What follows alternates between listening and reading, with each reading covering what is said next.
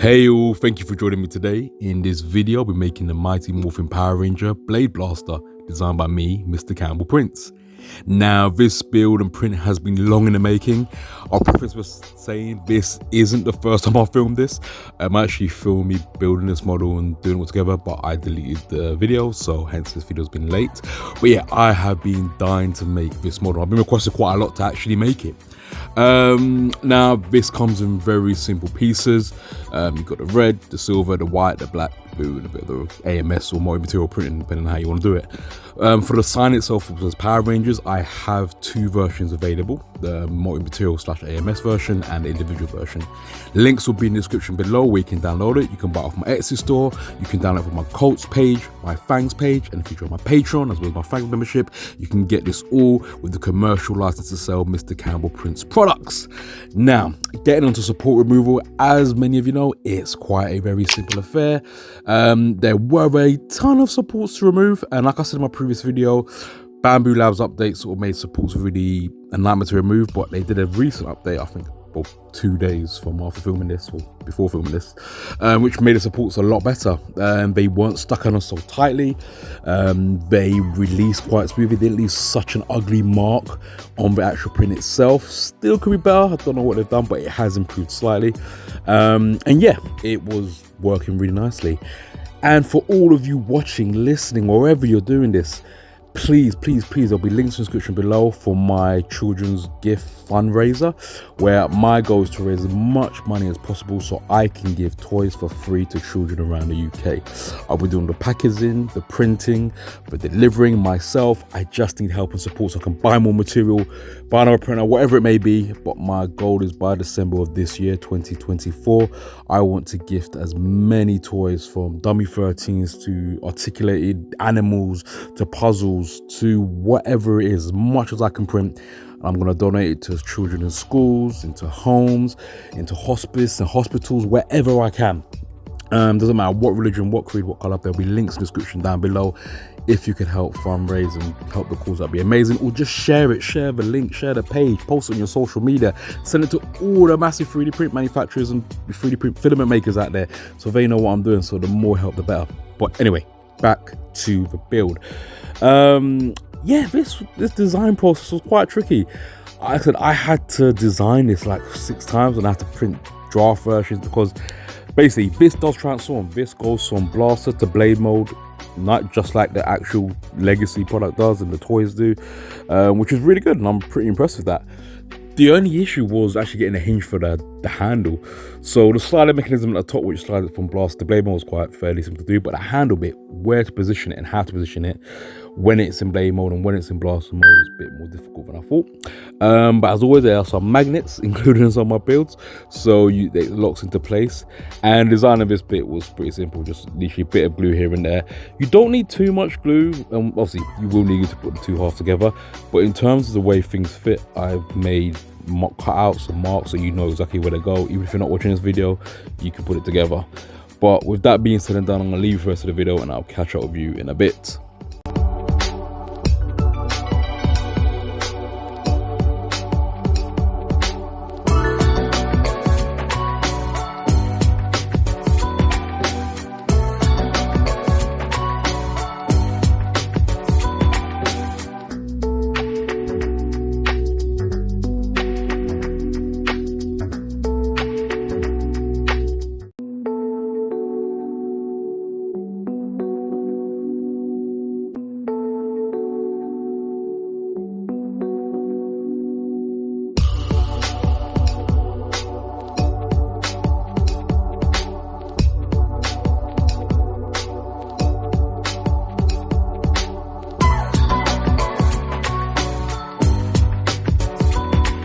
Now, when putting these T-parts on, you notice that 2 of them, sorry, are shorter than the other, where the end bit is. So just put that in the back bit, and the other 2 longer bits can go in the other bits. Quite fairly simple. I get asked this question a lot sometimes on my social medias and my DMs, is why do I split the models down the middle most of the time? And one is to make the adhesion a lot better. Because if I had this top bit, this red bit on the bed, because it's angled, it's not a straight rectangle, right? So you put it on one side will have the pattern of the print bed on it, the other side won't. So if I put it flat on this on one side, you can put it flat down a print bed and that bit won't be seen. So if you've got like a, you know, textured PEI bed sheet or sparkle, whatever it may be you're using, you don't see that pattern on the finished product. And also, if you have a smaller printer, it makes it so much easier to print rather than having these big hulking bulky things. And you're gonna have to slice it and dice it yourself and figure out what's the best place to cut it. Well, I'm just trying to alleviate that. And if you do want to print it all in one piece, literally when you download the model and you go into your slicer, just merge the pieces you want together and it'll print off as one solid piece. It's as simple as that. I use bamboo slicer. It gives me the option to do that. I'm not sure if Chilled or Orco, the other ones do it, but I'm sure they do. You can always import it and export it anyway. But yeah, this was a super fun build. Like I said, the hardest bit was doing the handle, but other than that, it was super simple to design. As always, scale is such a difficult thing to find out. If I look at the legacy model, it's fairly bigger than the original one that came out in the 90s as a toy, and it's a lot smaller than they did on the TV show. And when you watch the original Mighty Morphin Power Rangers, and when they use this, when they rarely use this anyway, it seems so much bigger than most ones would be, especially when it was in blade mode. I don't know if it did actually transform, but it seems super long, longer than like the Red Ranger Power Sword in some views. So I sort of mixed a bit of both and managed to give it. So I think it's 76 centimeters in blade mode and 46 centimeters in blaster mode. So in blade mode it's long, but in blaster mode it's like, I guess a blaster would be. These red bits. So I would suggest, what I'm about to do, where I mess up at some point later in the video, is when you attach the red bits to the blade itself, put the blade together in its half before attaching the red bits. I'll show you later when I talk back to it.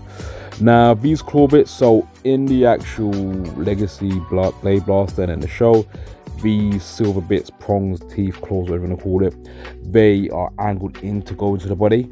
I was going to do that, but I just thought it leaves those odd layer lines when you do things at a sharp angle, and I didn't want to do it, so I tried to make it as flat and make it curve over the body.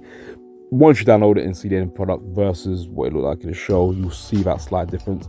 And the reason was because, yeah, I just didn't want those crazy layer lines when printing at angles, which does happen at 3D printing. But yeah, I have really enjoyed the process so far. As I was filming this video, currently on 6,500 subscribers. And yeah, I want to thank every single one of you for being there supporting this channel. It really does mean the world to me. This is that bit I was talking about. Glue the silver bits together, then glue the red bits. Going back, most of you watching most of my videos, 97% of you are not subscribed. That's a massive amount. All these thousands of views, I love it. I appreciate all the comments. Oh, honestly, it means the world to me.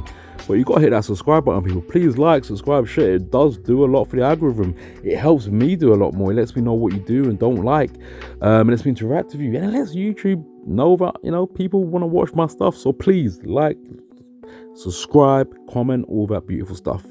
But with that being said and done, I will leave you to the rest of the video.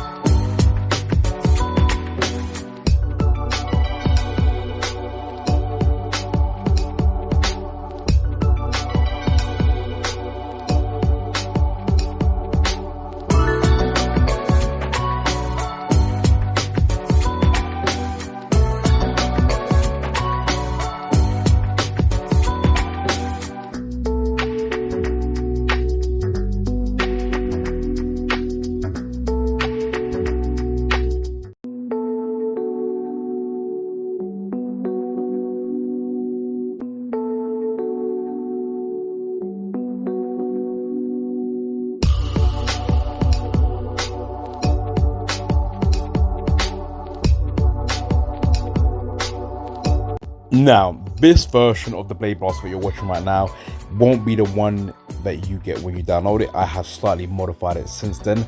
So when the blade goes into the body like it does there, I didn't leave enough gap at the end. The slant on the angle leaves it popping out a little bit. So when you put the cap on at the bottom, so it hides the blade, it sort of popped out a little bit. And that's because there just wasn't enough room for the blade to go in properly.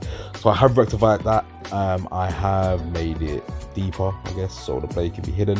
And this magnet on the end keeps the blade upright. It keeps it in place. You can find these magnets all over the internet. I will put links in the description where I get mine from. They are 3 by 6 millimeters if anyone needs to know the measurement of the magnets. So 3 millimeters deep, 6 millimeters across, and yeah, they fit into all the magnet holes. This process here, same as doing the other half. The shorter end goes in the shorter end, which is the end, and the other two can go there and the other. Now putting on the trigger, same thing, dab a bit of glue, and there you go, it's all done. It's not that complicated, honestly. I try to make my prints as simple as possible. Yeah, the handle. Also, this is, like I said, this is the second time I filmed it. The first one I filmed it and I lost the footage. I actually remade it, so this version is also another version of the first video, which you never saw anyway, and that one was twice as wide, which was way too long. So this is only 5 centimeters thick or wide. Originally it was 10 centimeters, and in my head I thought, yeah, 10 centimeters not too bad, but it is massive. Trying to hold something with 10 centimeter grip, the innuendo there. Anyway, yeah, it was just too wide, so I had to thin it out and make it thinner. Now this bit, when you insert the body, this fitted fine, but just for ease of use, you probably want to glue one half to the body and then add the other half of that red bit, but it's up to you. This worked for me, but depending on the parameters of your printer and how clean it prints, it may be up to you, but yeah, that's up to you to decide. These top bits go in super smoothly. This is another thing I redesigned. I had these going way too deep into the body, and when the supports were printing to print it out, they were nestled so deep into the red sort of bit, I couldn't get them out, and it was a nightmare to get out. Yeah, I would just put the sliding mechanism on first at the top before attaching that top bar. As I was saying previously in the video, this is the bits what hide the blade blaster. So this is just one side normal, and the one with the magnet obviously goes into the magnet, so you can pop it off when you want to go into blade mode and pop it back on there. So it's nice little silver. As you can see here, it pops up a bit because it's not deep enough. I'm struggling. The magnet just about keeps it in place, but I have redesigned it so it goes in deeper and the magnet is smoother. Like I said, pop a bit of glue here and you're good to go. And yeah, that is the blade blaster assembled. Now that is looking sweet. Now this is the finished assembly. I am so impressed with this. It looks absolutely amazing. You can see there, going to Balster mode, blade mode, literally pop it off, take out the blade, put it back on and slide it back into place. I will show you the transformation of course now. So you slide that bit back, put that up, pop out your cap, lift up the blade, pop the cap back in, and you're good to go. Now, thank you for sticking around to the end of the video. Like I said, it means the world. Hit the like, subscribe, share button, comment, share the fundraiser and all that wonderful stuff. Check me out on social media, links in the description. But with all that being said and done, it's now time for those wonderful glamour shots. Let's go!